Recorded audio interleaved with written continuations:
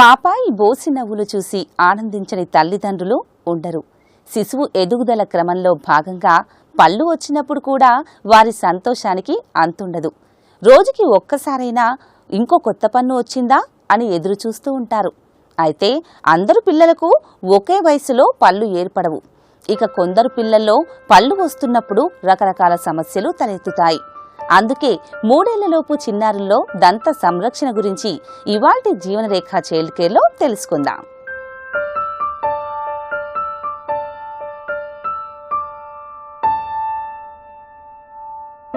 మనిషి శరీరంలోని దృఢమైన భాగాల్లో దంతాలు ఒకటి. ఇవి ఎంతో ప్రముఖమైనవి కూడా. దంతాలకేంటి ఇంత ప్రాముఖ్యత అనుకుంటున్నారా? అవును, దంతాలు కేవలం ఆహారాన్ని నమలడానికే కాదు, మనిషి ఎదుగుదలలో మరియు ఆరోగ్యకరమైన జీవితం గడపడంలో దంతాల పాత్ర ఎంతో కీలకం. మరి ఇంత ముఖ్యమైన దంతాలకు పునాది పసివయసులోనే ఉంటుంది అని మీకు తెలుసా? నార్మల్గా మనకి ఈ పళ్ళు చిగుర్లు ఆరోగ్యంగా ఉంటేనే మన ఇతర అవయవాలు కూడా ఆరోగ్యంగా ఉంటాయి. ఎందుకంటే మనం ఆహారం తినేదన్నా కానీ కూడా మన పళ్ళతోనే తింటాం కాబట్టి మనం ఏం తీసుకున్నా తినే ఆహారం నోటి నుండే పోతుంది. సో నోట్లో ఏమైనా ఇన్ఫెక్షన్ ఉన్నా కానీ కూడా అది ఇతర అవయవాలకు వ్యాపించే అవకాశం ఎక్కువగా ఉంటుందండి. అంటే ఇప్పుడు ఈ కరెంట్ రీసెర్చ్ అంటే ఇప్పుడున్న పరిశోధనలో మనకు తెలిసింది ఏంటంటే చిగుల్లో కొన్ని జబ్బులు ఉండడం వల్ల అదే జబ్బులు మనకి గుండె పైన కానీ ఇతర అవయవాలంటే కడుపులో ఉన్న పేగుల పైన కానీ అల్సర్స్లో అండ్ రెండోది లివరు కిడ్నీస్ పైన కూడా ఎఫెక్ట్ చేస్తాయని మనకు తెలుస్తుంది. అలా ఇవి ఒక్కటే కాకుండా దంతాలు మనకి చూడ్డానికి అందంగా కనిపించడానికి నవ్వడానికి చిరునవ్వుకే కాకుండా మనం తినే ఆహారం అంటే స్పీచ్కి మనం మాట్లాడేటప్పుడు స్పీచ్కి అండ్ సరిగ్గా తినే ఆహారం నవలడానికి కూడా బాగా పనిచేస్తాయి. సో అందుకోసం దంతాలు చిగుర్లు ఆరోగ్యంగా మనం మెయింటైన్ చేసుకోవాలి. సాధారణంగా మనకి 32 పళ్ళుంటాయి. అవన్నీ ఒకేసారి రావు. ఆ మాటకొస్తే అసలవి మొదట ఏర్పడే పళ్లే కావు. తొలుత ప్రాథమిక దంతాలు మొలుస్తాయి. వాటినే పాలపళ్ళు అంటాం. అవి రాలిపోయాక వాటి స్థానంలో శాశ్వత దంతాలు ఏర్పడతాయి. అలా అని పాలపళ్లను నిర్లక్ష్యం చేయకూడదు. పళ్ళు రావటం శిశువు ఎదుగుదల సవ్యంగా ఉందనడానికి సూచిక. సాధారణంగా చిన్నారికి ఓ 6 నెలల నుంచి పళ్ళు రావటం మొదలవుతుంది. 2.5-3 ఏళ్ల వయస్సు వచ్చేసరికి వారికి 20 పాలపళ్ళు ఏర్పడతాయి. అవి సుమారు 3 ఏళ్ల పాటు ఉంటాయి. 6 నుంచి 12 ఏళ్ల వయస్సు వచ్చేలోగా పాలపళ్ళు ఒక్కొక్కటి రాలిపోతూ శాశ్వత దంతాలు ఏర్పడుతూ ఉంటాయి. అయితే ఎలాగూ ఊడిపోయేవే కదా అని పాలపళ్లను నిర్లక్ష్యం చేయకూడదు. చాలామంది ఏంటంటే పాలపళ్ళని అశ్రద్ధ చేస్తుంటారండి. ఈ పాలపళ్ళు పడిపోతాయి, అందుకోసం వాటిని జాగ్రత్త తీసుకోవద్దు అని చాలామంది అనుకుంటారు. కానీ పాలపళ్ళు ఏంటంటే వచ్చే శాశ్వత దంతాలకి ఇవి ఒక దారిలాగా ఉంటాయి. అంటే మనం సరి అయిన పద్ధతిలో శాశ్వత దంతాలు రావడానికి ఈ పాలపళ్ళు సరైన పొజిషన్లో ఉంటేనే మనకు శాశ్వత దంతాలు సరైన పొజిషన్కి వస్తాయి. నంబర్ 1. రెండోది ఏంటంటే పిల్లలు తినడానికి ఆహారం తినడానికి కానీ మాట్లాడటానికి కానీ ఈ టైంలోనే స్పీచ్ ఎస్టాబ్లిష్ అవుతుంది కనుక స్పీచ్ కోసం కూడా ఈ పాలపళ్ళు చాలా ముఖ్యం. మూడోది ఏంటంటే సరైన సమయం కన్నా ముందే ఈ పాలపళ్ళు ఏ విధంగా కానీ పాడైపోవడం పిప్పి పళ్ళ వల్ల కానీ పాడైపోవడం కానీ ఊడిపోయినట్టయితే వచ్చే శాశ్వత దంతాలు వంకరగా కానీ ఎగుడు దిగుడుగా వచ్చే అవకాశం ఉంటుంది. అంటే సమయం కంటే ముందే ఊడిపోతే కానీ వచ్చే శాశ్వత దంతాలు ఎగుడు దిగుడుగా కానీ పళ్ళ మధ్యలో గ్యాప్స్ రావటం కానీ ఇలాంటి వేరే సమస్యలు వచ్చే అవకాశం ఉంటుంది. అందుకోసం పాలపళ్ళను అశ్రద్ధ చేయకుండా వాటిని కూడా జాగ్రత్తగా మనము కాపాడుకోవాలి.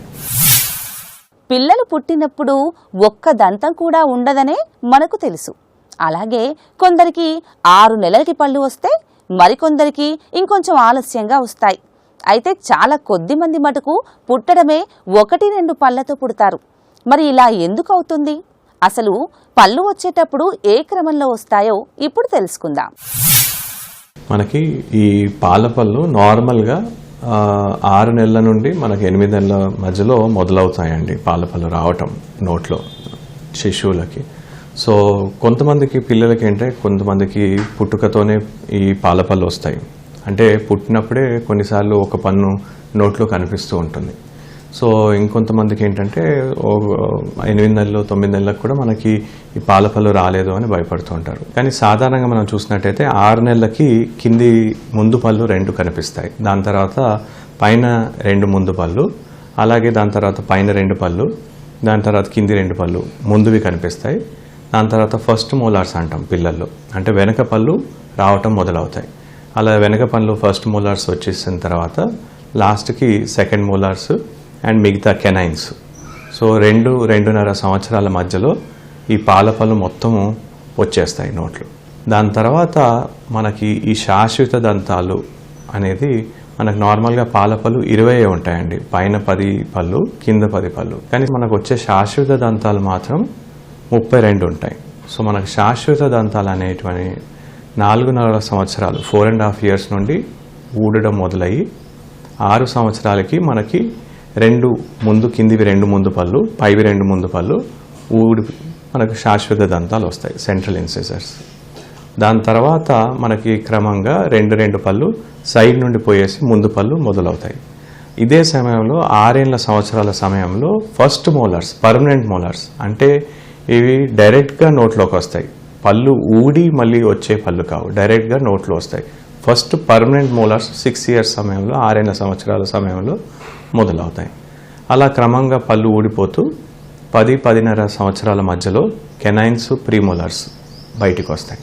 సో సాధారణంగా అరౌండ్ 12 to 13 years మధ్యలో, 11 నుండి 12 సంవత్సరాల మధ్యలో మనకు మొత్తం శాశ్వత దంతాలు నోట్లోకి వస్తాయని మనం చెప్పుకోవచ్చు.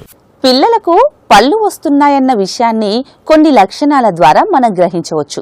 ఈ సమయంలో వారి ప్రవర్తనలో, ఆరోగ్యంలో మార్పు కూడా మనం గమనించవచ్చు. అందుకే పసిపిల్లల్లో పళ్ళు వచ్చేటప్పుడు తల్లిదండ్రులుగా మనం ఎదుర్కొనే సమస్యలను ఇప్పుడు తెలుసుకుందాం.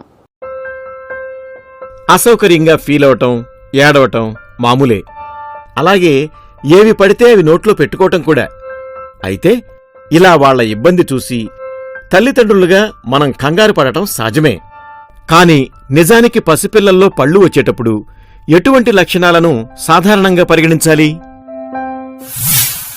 నార్మల్గా ఈ పళ్ళు వచ్చేటప్పుడు పిల్లల్లో కొన్ని డిఫరెంట్గా లక్షణాలు, అంటే మనకు కొన్ని లక్షణాలు కనిపిస్తాయి. మెయిన్గా ఒకటి ఏంటంటే పిల్లలు కొద్దిగా ఇరిటేటెడ్గా ఉంటారు. అంటే నార్మల్గా కాకుండా కొద్దిగా క్రాంకీగా, లేదంటే ఏడుస్తూ ఉంటారు, కొద్దిగా అన్రెస్ట్ఫుల్గా ఉంటారు పిల్లలు టీచింగ్ టైంలో. రెండోది ఏంటంటే నోట్లో ఏదైనా ఏది పడితే అది నోట్లో పట్టుకొని కొరకటం ఇలాంటివి. ఎందుకంటే పళ్ళు వస్తుంటాయి కాబట్టి చిగురులో కొద్దిగా స్వెల్లింగ్ ఉండేసి వాళ్ళకి కొద్దిగా ఇరిటేషన్, ఇచ్చింగ్ లాగా ఉంటుంది. సో అందుకోసమని నోట్లో ఏమైనా గట్టిగా తీసుకొని, గట్టి వస్తువులు కానీ వేరేది ఏవైతే అవి నోట్లో పెట్టుకొని నములుతూ కొరుకుతూ ఉంటారు. పళ్ళు వచ్చేటప్పుడు పిల్లలకి మోషన్స్ అవుతాయి. ఎవరు చూసినా ఇదే కంప్లైంట్ చెప్తుంటారు. అది రీజన్ ఏంటి దానికి? మామూలుగా ఏంటంటే పండ్లు వస్తున్నాయి, పైకాళ్ళు పెడుతున్నాయి అనేది కంప్లైంట్. ప్రతి తల్లి, తండ్రి, అమ్మమ్మ, నాయనమ్మ పిల్లల్ని తీసుకొచ్చినప్పుడు డాక్టర్ దగ్గరికి ఇదే చెప్తూ ఉంటారు. అయితే మామూలుగా గమనించదగ్గ విషయం ఏంటంటే మొదట 6 నెలల వరకు తల్లిపాలు మాత్రం మీద పెరుగుతారు కనుక, అమ్మపాలు అమృతం కనుక, అమృతానికి దోషం ఉండదు కనుక జబ్బులు వచ్చే అవకాశాలు తక్కువ ఉంటాయి.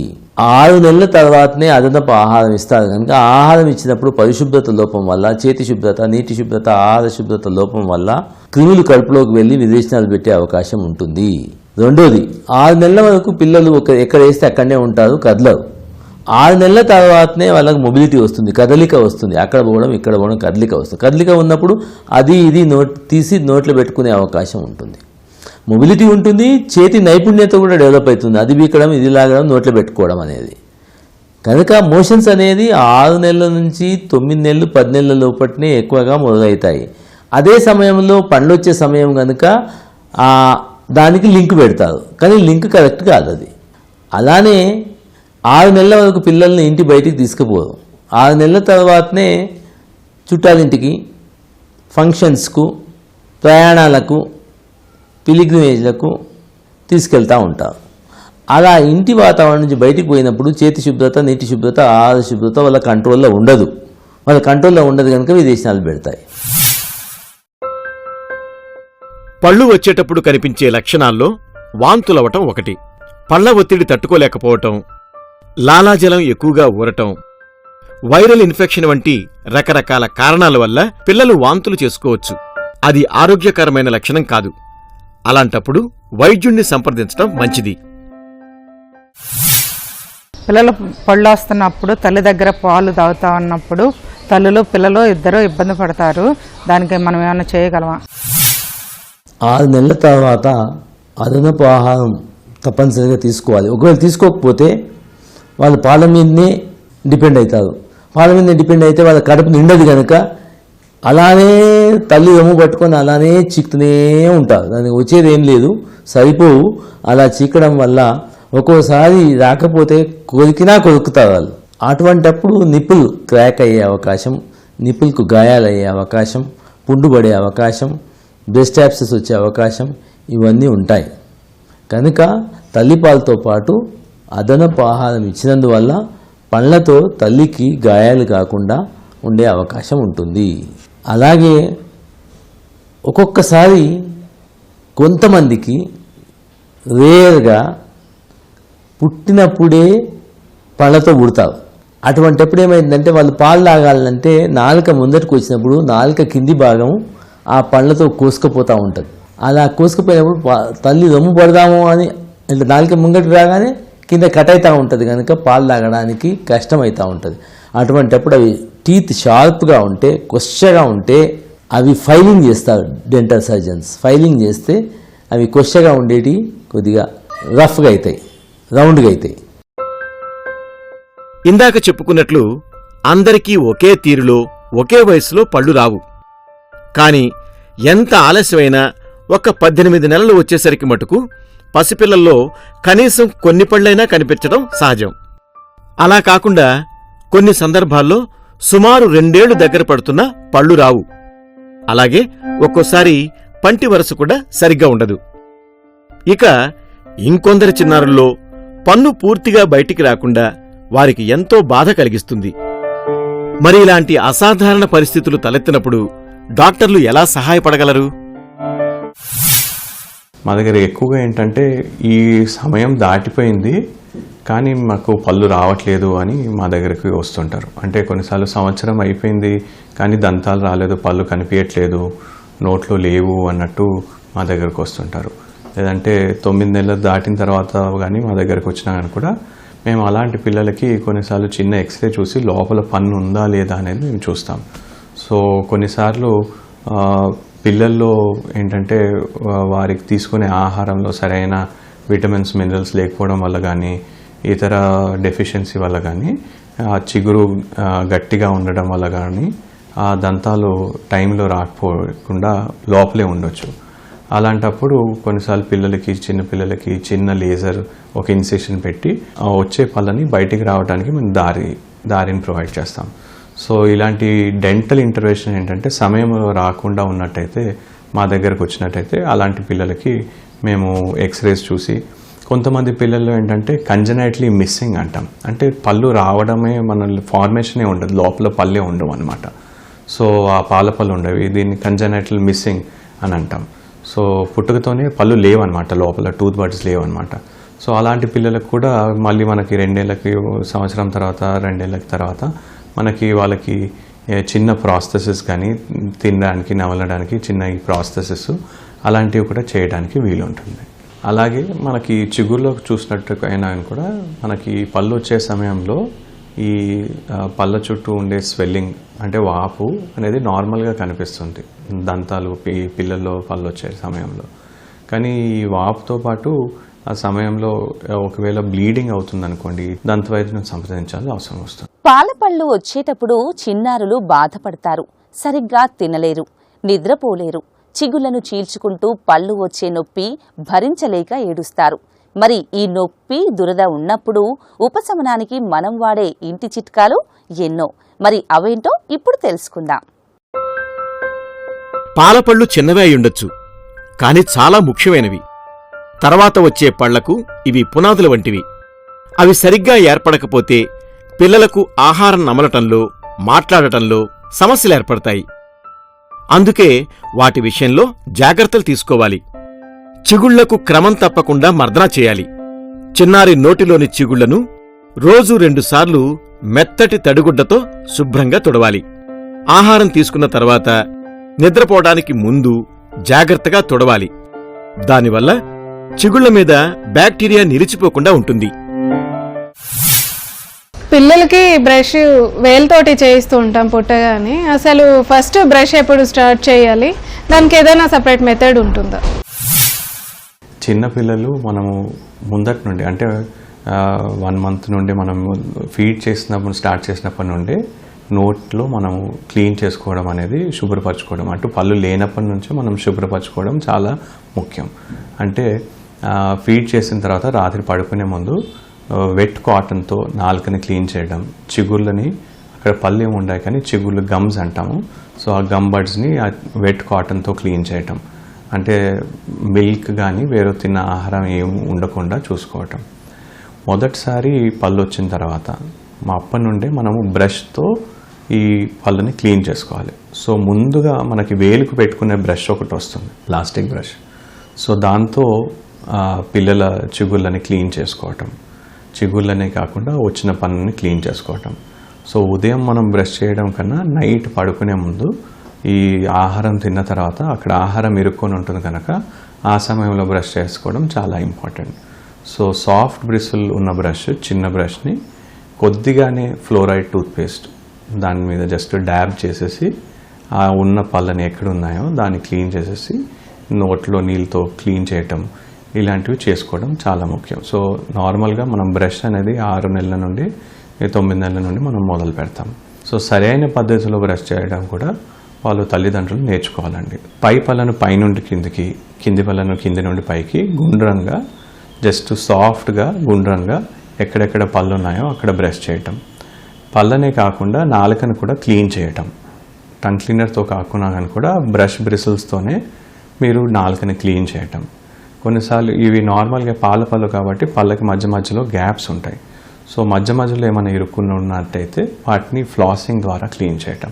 ఇలాంటి అలవాట్లు ముందటి నుండే పిల్లలకి నేర్పించినట్టయితే పెద్దగా అయ్యాక వాళ్ళు ఓన్గా బ్రష్ చేసుకోవడం స్టార్ట్ చేసినప్పుడు వాళ్ళు తల్లిదండ్రులు బ్రష్ నేర్పించిన పద్ధతిని వాళ్ళు పాటిస్తూ ఉంటారు.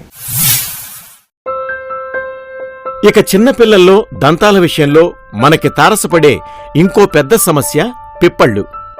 కాస్త పెద్ద పిల్లల్లో అయితే ఇది సర్వసాధారణం.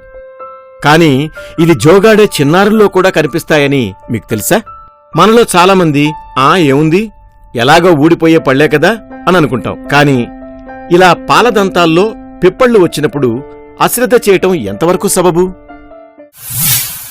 పాలపళ్ళలో చాలామంది తల్లిదండ్రులు ఏంటంటే ఇవి ఊడిపోతాయి, దీనికి మనం ఎలాంటి శ్రద్ధ తీసుకోవాల్సిన అవసరం లేదు, బ్రష్ చేసుకోవాల్సిన అవసరం లేదు, అవి పిప్పి పళ్ళు అయిపోయానని కూడా, నల్లగా అయిపోయినాయని కూడా, ఎలాగన్నా శాశ్వత దంతాలు వస్తాయి కదా అని అశ్రద్ధ చేస్తుంటారు. సో ఒకటేంటంటే పాలపళ్ళలో ఈ డీకే క్యావిటీస్ లేదంటే పిప్పి పళ్ళు వచ్చినప్పుడు అశ్రద్ధ చేయకూడదు. ఎందుకంటే లోపల ఉన్న శాశ్వత దంతాన్ని కూడా ఎఫెక్ట్ అయ్యే అవకాశం ఉంటుంది, నంబర్ 1. రెండోది, ఇన్ఫెక్షన్ ఉన్నట్టయితే సమయం కంటే ముందే ఊడిపోయినా లేదంటే ఊడకుండా అలాగే ఉన్నా కూడా దంతాలు ఎగుడు దిగుడుగా వచ్చే అవకాశం ఉంటుంది. మూడోది ఏంటంటే ఈ సమయంలో వారి యొక్క స్కెలిటల్ గ్రోత్, కండరాలు ఇవన్నీ కూడా పెరుగుతూ ఉంటాయి కనుక వాటిపైన కూడా ఈ దంతాలు సమయంలో కంటే ముందే ఊడిపోయినా వారి యొక్క స్పీచ్ పైన కూడా ఇవి ఎఫెక్ట్ చేస్తాయి. ఇంకోటి ముఖ్య విషయం ఏంటంటే చిన్నపిల్లల్లో మేము నర్సింగ్ బాటిల్ కేరీస్ అని చూస్తుంటాం. నర్సింగ్ బాటిల్ కేరీస్ అంటే చిన్నపిల్లల్లో ఒక పన్నే కాకుండా అన్ని పళ్ళు కూడా నల్లగా, ముందు పళ్ళు వెనక పళ్ళు అన్ని పళ్ళు కూడా నల్లగా అయిపోయి పిప్పి పళ్ళు అయిపోతాయి, ఫ్లాట్గా అయిపోతాయి, కనిపించకుండా అయిపోతాయి. సో దీనికి ముఖ్య కారణం ఏంటంటే తెలుసో తెలియకో పడుకునేటప్పుడు తల్లిదండ్రులు పిల్లలకి ఈ పాల బాటిల్ని, పాల పీకని పట్టిస్తుంటారు. అంటే వాళ్ళు పడుకోవాలని, వాళ్ళు గోల్ చేయొద్దని వాళ్ళు ఇలా పట్టిస్తుంటారు. దీంతో ఏంటంటే నోట్లో ఆ పాలు, ఆ చక్కెరగా ఉండే ఆ పదార్థాలు నిలువుగా ఉండి పాల పళ్ళన్నిటినీ కూడా దెబ్బతీస్తాయి. సో లోపల ఉన్న షుగర్స్, గ్లూకోజ్ యాసిడ్గా మారి అన్ని పాల పళ్ళని ఎఫెక్ట్ చేస్తాయి. సో ఇలాంటప్పుడు అన్ని పాల పళ్ళు ఎఫెక్ట్ అయ్యి అండ్ రెండోది వాళ్ళకి తిన రాకుండా నొప్పితో ఉండి బాధపడుతూ మా దగ్గరకు వస్తుంటారు. సో అలాంటప్పుడు వాటికి మెడికేషన్తో పాటు పళ్ళకి ఫిల్లింగ్స్, పల్పెక్టమీస్ అంటే పాల పళ్ళకు కూడా రూట్ కెనాల్స్ అలాంటివి చేసి మేము చికిత్స చేస్తాం. తల్లిపాలతో పాటు ఘనాహారం అలవాటు అవుతుంది కాబట్టి ఏవి పెడితే దంతాలకు మంచిది, ఏవి పెట్టకూడదు, ఇలాంటి సందేహాలు ఎన్నో. మరి పసిపిల్లలకు పళ్ళు వచ్చేటప్పుడు ఎలాంటి ఆహార నియమాలు పాటించాలో ఇప్పుడు తెలుసుకుందామా? ఈ పాల పళ్ళు లేదంటే శాశ్వత దంతాలు వచ్చేటప్పుడు కూడా మనకు పిల్లల్లో ఏంటంటే కొద్దిగా ఇచ్చి సెన్సేషన్ ఉంటాయి. అండ్ తల్లిదండ్రులు కూడా మమ్మల్ని ఎలాంటి ఫుడ్ తీసుకోవాలని అడుగుతారు, ఎస్పెషలీ శిశువులో 6 సంవత్సరాలు. సో ఆ సమయంలో 6 నుండి 2 సంవత్సరాల మధ్యలో. సో పాల పళ్ళు వచ్చేటప్పుడు మనం ఏంటంటే కొద్దిగా మెత్తగా ఉండే పదార్థాలు తీసుకుంటే మంచిది. రెండోది పిల్లలకి ఏమైనా కొరకాలే, నమలాలని ఉంటాయి. సో అందుకోసం చూయిస్ అని దొరుకుతాయి. దాంతోపాటు న్యాచురల్గా దొరికేటివి ఏంటంటే క్యారెట్స్ అలాంటివి వాడినట్టయితే మనం ఆ క్యారెట్స్ని నములుతూ ఉంటారు. అలాగే ఆ పళ్ళకు కూడా స్టిమ్యులేషన్ దొరుకుతుంది, చిగుళ్ళకి ఆ స్టిమ్యులేషన్ దొరుకుతుంది పళ్ళు రావడానికి. సో ఇలాంటి ఫుడ్స్, ఇలాంటి చూయిస్ వాళ్ళకి ఇస్తే కుకుంబర్స్, క్యారెట్స్ సన్నగా ఉండేటివి పిల్లలకి నచ్చుతాయి. పాలపళ్ళు వచ్చే దశలో పిల్లలు ఎదుర్కొనే సమస్యలు, వాటికి పరిష్కారాలు, తీసుకోవాల్సిన జాగ్రత్తలు ఇవన్నీ ఇవాల్టి ఎపిసోడ్లో తెలుసుకున్నాం కదా. మీ చిన్నారుల పెంపకంలో మీకు ఆసక్తి కలిగించే మరో ముఖ్యమైన అంశంతో వచ్చే వారం మళ్ళీ కలుద్దాం. అంతవరకు సెలవు. నమస్కారం.